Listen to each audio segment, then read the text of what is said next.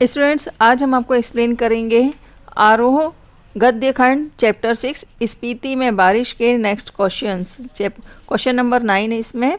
स्पीति में बारिश का एक यात्रा वृतांत है। इसमें यात्रा के दौरान किए गए अनुभवों, यात्रा स्थल से जुड़ी विभिन्न जानकारियों का करीबी से वर्णन किया गया है। आप भी अपनी किसी यात्रा का वर्णन लगभग 200 शब्दों में कीजिए। स्टूडेंट्स, यात्रा वृतांत कैसे लिखा जाता है आपने इस पाठ के माध्यम से अच्छी तरह से समझ लिया होगा। इसमें एक और यात्रा वृतांत हम अपने अनुभव के आधार पर आपको इसमें प्रस्तुत कर रहे हैं। आप भी इस तरह से लिख सकते हैं।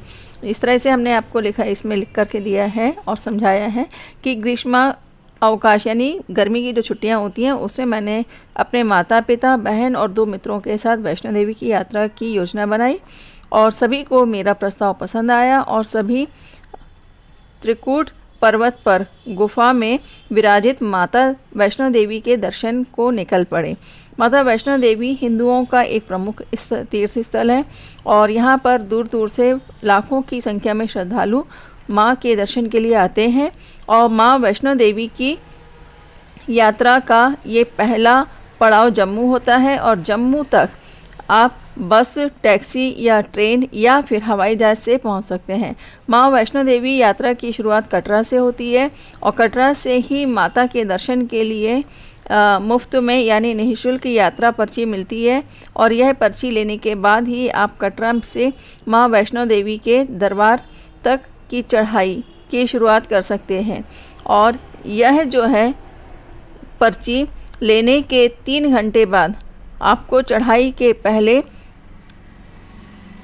बाणगंगा चेक पॉइंट पर एंट्री करानी पड़ती है और यहाँ पर सामान की चेकिंग कराने के बाद ही आप चढ़ाई प्रारंभ कर सकते हैं। और पूरी यात्रा में स्थान जो है तो ये थोड़ी थोड़ी दूर पर जलपान व भोजन की व्यवस्था होती है और इस कठिन चढ़ाई में आप थोड़ा सा विश्राम करके फिर चाय कॉफ़ी पीकर या फिर अपने साथ जो भी सामान लाए हैं या जूस वगैरह लेकर फिर उसी जोश के साथ आप अपनी यात्रा को फिर से प्रारंभ कर सकते हैं। कटरा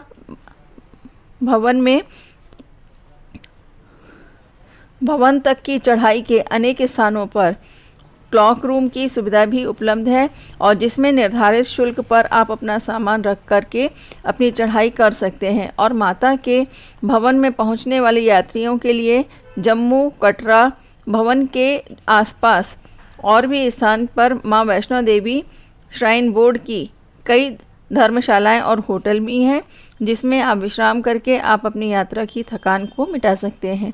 कटरा और जम्मू के नज़दीक कई धार्मिक और दर्शनीय स्थल वहाँ पर हैं और हिल स्टेशंस भी हैं जहाँ पर जाकर आप जम्मू की ठंडी हसीन वादियों का आनंद ले सकते हैं।